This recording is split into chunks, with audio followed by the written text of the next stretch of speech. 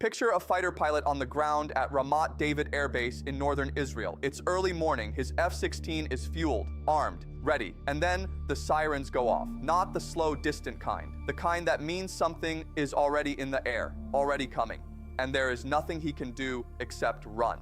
That scenario, or something very close to it, may have played out near Haifa this week, because Iran has now claimed it struck Ramat David Airbase with ballistic missiles as part of what it's calling Wave 92 of Operation True Promise 4. And whether you find that claim credible or not, the details Iran is providing, the specific base, the specific missile type, the scale of simultaneous targets, tell us something important about where this conflict has arrived. Today, we're going through every element of this claimed operation. What Iran says happened, what we can and can't verify, what the weapons involved actually do, and what it means that US assets, not just Israeli ones, are now in the crosshairs.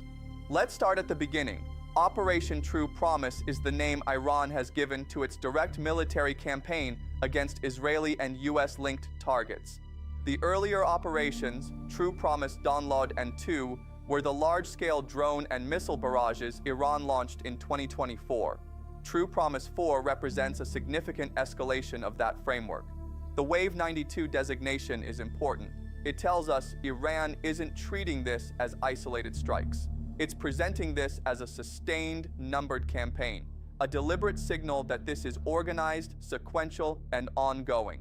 Whether or not the wave numbering reflects genuine operational structure or is partly psychological, the message to both the Israeli public and Western governments is the same. This is not retaliation. This is a campaign, and it has a long way left to run. That framing matters because it changes how you have to think about the military and diplomatic response. You don't respond to a campaign the way you respond to a one-off strike. Ramat David Airbase near Haifa in northern Israel is not a random installation. It's one of Israel's primary northern air bases, home to F-16 fighter squadrons that are central to Israel's air operation capability. Hitting it, if confirmed, isn't a symbolic gesture. It's a direct attempt to degrade Israel's ability to fly combat missions. Iran claims 2 ballistic missiles struck the base. There has been no independent verification of damage. That caveat matters, and we'll keep returning to it throughout this video because the gap between what Iran claims and what's confirmed on the ground has been significant throughout this conflict. But even a near miss on Ramat David forces Israel into a costly response, dispersing aircraft, hardening shelters, increasing air defense coverage in the north.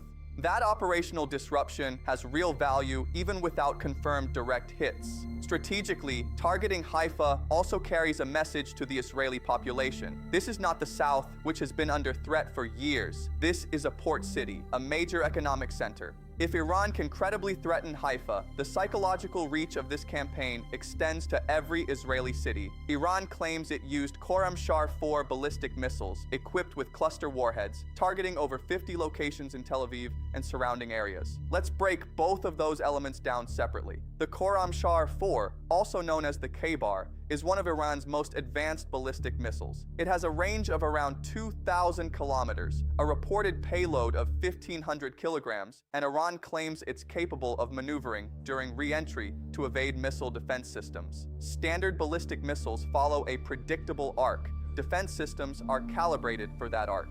A maneuvering warhead complicates the intercept calculation considerably. Now add cluster warheads to that delivery system. Cluster munitions disperse dozens or hundreds of submunitions across a wide area on detonation. They are not designed to destroy a single hardened point target. They're designed to saturate an area, airfields, vehicle parks, personnel in the open. Their use is internationally controversial precisely because of how indiscriminate the coverage is. 50 locations, with area dispersal weapons. If even a fraction of those claims are accurate, the scale of what Iran is attempting here is not a military operation in the conventional sense. It's an attempt at area suppression of an entire urban region. Here is the element of this operation that changes the strategic picture most significantly. Iran didn't just target Israel, it targeted United States military assets directly. 2 separate incidents. First, Iran claims ballistic missiles struck U.S. amphibious landing craft utility vessels at Kuwait's al-Shuwaikh port.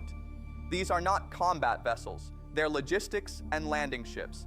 Hitting them is a signal about Iran's willingness and claimed ability to target U.S. naval assets in Gulf waters. If confirmed, that's a direct escalation in the U.S.-Iran dimension of this conflict.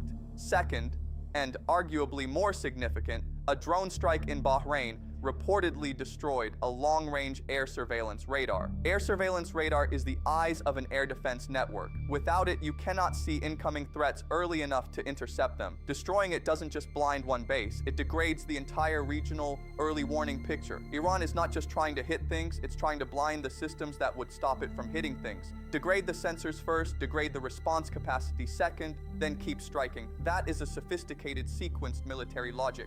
Everything described so far comes from Iranian state claims via the IRGC. There has been no independent verification of the extent of damage at Ramat David. Israel has not confirmed the scale of hits. The Kuwait and Bahrain incidents are similarly unconfirmed by neutral parties at the time of this video. Iran has a documented pattern of overclaiming damage in this conflict. So does every military actor. The fog of war is real, and it cuts both ways. Sometimes damage is worse than admitted, sometimes far less than claimed. But here's what's also true. The missiles were launched. The drones flew. Sirens sounded in Haifa. Whatever the verified damage level, the operational reach of this campaign is not in dispute. Iran is hitting, or attempting to hit, targets across Israel, Kuwait, and Bahrain simultaneously. That coordination itself is the story. Assess the claims carefully, but don't dismiss the operation because the damage figures are unverified.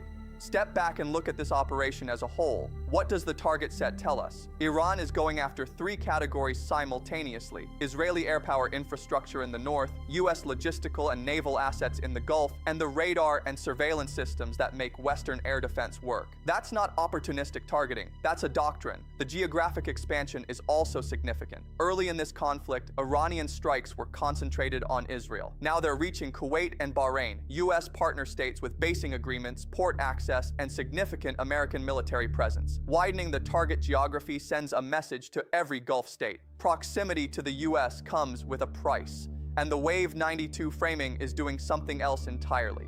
It's telling every government watching, the Saudis, the Emiratis, the Jordanians, that this campaign has no near-term endpoint. That's designed to fracture the coalition of states willing to host U.S. assets or support Israeli operations. Whether it works is a different question, but the strategy is coherent. Don't make the mistake of assuming that because Iran is under enormous pressure, its military thinking is disorganized. Wave 92 of Operation True Promise 4, whatever its verified damage level, represents something genuinely new in this conflict.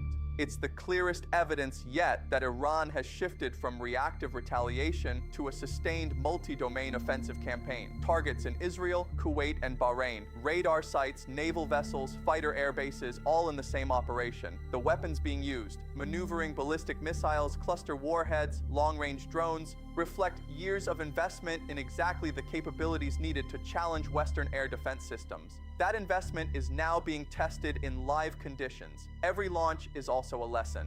And the unverified nature of the damage claims doesn't change the fundamental reality. This campaign is real, it's escalating, and it's expanding geographically in ways that drag more actors into its orbit every week. If this gave you a clearer picture than the headlines, share it with someone trying to make sense of this conflict. That's how this channel reaches people who need it. The next video goes deep on the Khorramshahr 4, how it works, what makes it different from earlier Iranian missiles, and why Western air defense systems are struggling with it. It's linked below. See you there.